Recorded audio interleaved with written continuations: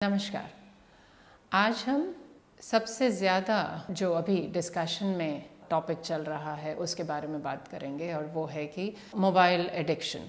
अब हम जिस एज ग्रुप की बात कर रहे हैं वो है एडोलेसेंट टीनेजर्स। ये पेरेंट्स के लिए एक बहुत ही चिंताजनक विषय बनता जा रहा है कि उनके टीनेजर्स ज़्यादा से ज़्यादा मोबाइल का यूज़ करते जा रहे हैं। कोविड के बाद जैसा कि हम सबको पता है कि कोविड के दरमियान हमें गैजेट्स और डिवाइसेस का यूज़ करना पड़ा अपने बच्चों के जो एकेडमिक गैप को भरने के लिए।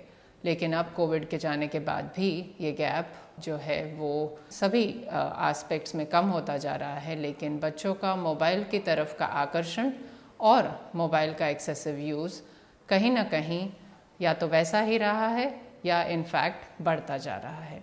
हमें पता है कि टीनेजर्स ऑलरेडी इमोशनल और फिज़िकल, सोशल, कॉग्निटिव चेंजेस के फेजेस के थ्रू जा रहे होते हैं और ये फेज़ टीनेजर्स के लिए खुद के लिए भी चैलेंजिंग होता है और पेरेंट्स के लिए भी ये फेज़ उतना ही चैलेंजिंग हो जाता है।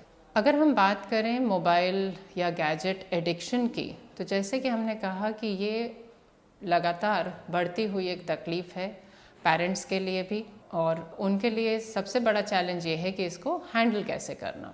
किसी भी चीज़ का एडिक्शन हम डिफ़ाइन करते हैं जब उसका एक्सेसिव यूज़ हो जाए। ऑन एन एवरेज टीनेजर्स 2 से 3 घंटे या कई बार 5 से 6 घंटे भी मोबाइल या अलग अलग तरह के गैजेट्स जैसे कि आईपैड है, कंप्यूटर्स है या दूसरे स्क्रीन्स पर बिताते हैं। अब हम ये देखने जाएं कि एडिक्शन के लक्षण क्या हैं। हमेशा अपने गैजेट को अपने पास रखना, अगर उनसे गैजेट दूर किया जाता है या अलग हो जाता है तो एक अलग प्रकार का बिहेवियर में चेंजेस आ जाना, जैसे कि इरिटेबल हो जाना, गुस्से हो जाना, चिड़चिड़ापन, जो कि बिहेवियर के चेंजेस हैं। अजीब सा रिएक्शन देना, एक्सट्रीम रिएक्शन देना अगर उनकी डिवाइस उनसे सेपरेट की जाती है। इम्पेशेंट हो जाना, फोकस करने में उनको तकलीफ़ होने लगती है, पढ़ाई में या बाकी सोशल सिचुएशंस में भी। फैमिली के साथ घुल मिल कर बैठना या बातचीत ना कर पाना, अकेले रहना, आइसोलेट हो जाना, अपने ही कमरे में बंद रहना, दोस्तों के साथ भी ना मिलना, जो भी फिज़िकल एक्टिविटी, स्पोर्ट्स करना, उन सभी को अवॉइड करना, और डिवाइसेस के बीच में स्विच करते रहना, मोबाइल से आईपैड से कंप्यूटर्स या किसी भी डिवाइस को ना छोड़ पाना, social networking, texting, gaming etcetera में इन्वॉल्व रहते रहना। इन सब का उनके स्लीप पैटर्न्स पर भी इफ़ेक्ट होता है। देर रात तक जागना, फिर सुबह स्कूल जाने के लिए ना उठ पाना या स्कूल स्किप करना, और इसकी वजह से उनके एकेडमिक ग्रेड्स पर भी असर होने लगता है। अब सवाल ये है कि जब हम देख रहे हैं कि टीनेजर्स मोबाइल या गैजेट्स की तरफ इतने ज़्यादा आकर्षित हो रहे हैं, उनके एडिक्ट हो रहे हैं, जिसका उनके मनोस्थिति पर, उनके मूड, इमोशंस और उनकी एकेडमिक परफॉर्मेंस पर असर पड़ता जा रहा है, तो अब ये भी जानना ज़रूरी है कि हम उन्हें किस तरह से मदद करें। ज़्यादातर पेरेंट्स गुस्से हो जाते हैं, चिढ़ जाते हैं या गैजेट्स छीनने की कोशिश करते हैं बच्चों से।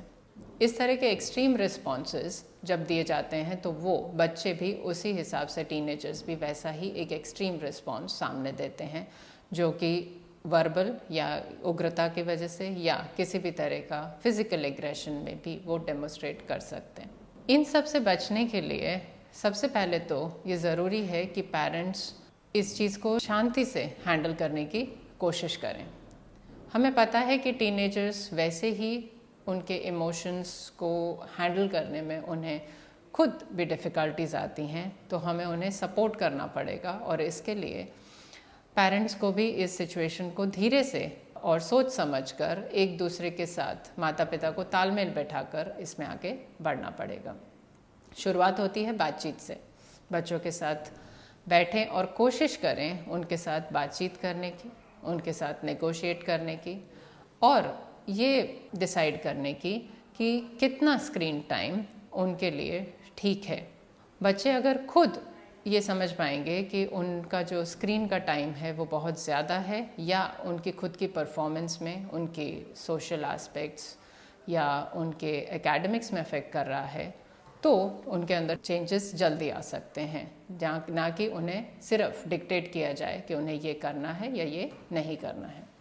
लिमिट सेट की जा सकती हैं, जैसे कि बच्चे दिन के अंदर कितने घंटे मोबाइल को यूज़ करें, बीच बीच में ब्रेक्स लें। दूसरा, किस तरह की वो सोशल मीडिया की साइट्स पर जाते हैं, इसका सुपरविज़न भी अगर पेरेंट्स कर सकें बच्चों के साथ डिस्कस करके, तो वो भी ठीक रहेगा, ताकि पेरेंट्स बच्चों को गाइड भी कर सकें। बच्चों को साइबर सेफ्टी के बारे में बताना भी बहुत ज़रूरी है, ताकि उन्हें पता हो कि उन्हें किस तरह से अपने आप को संभालना है जब वो इस तरह की ऑनलाइन ऐप्स या वेबसाइट्स या सोशल मीडिया को एक्सेस करते हैं। दूसरी मेजर्स में रात को उनसे फ़ोन ले लेना, या बच्चे अपने आप माता पिता को रात को फ़ोन दे दें ताकि उनकी जो नींद है वो पूरी हो सके, ये भी ज़रूरी है।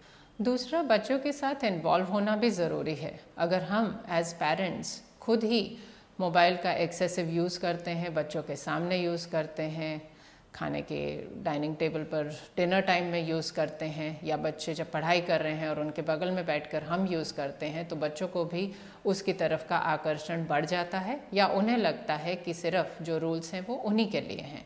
इसलिए हमारे लिए भी बहुत ज़रूरी है कि हम खुद भी वही रूल्स फॉलो करने की कोशिश करें जहाँ तक हो सके, ताकि हम बच्चों को भी कन्विंस कर सकें कि ये उनके लिए भी अच्छा है कि वो सोशल मीडिया और मोबाइल या गैजेट्स का यूज़ लिमिट में रखें।